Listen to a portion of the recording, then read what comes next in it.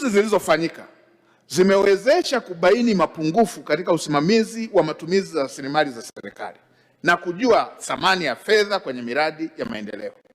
Vilevile zimewezesha kuimarisha uwajibikaji, kuimarisha taasisi na uwazi katika matumizi, ufuatiliaji na kuchukua hatua stahiki.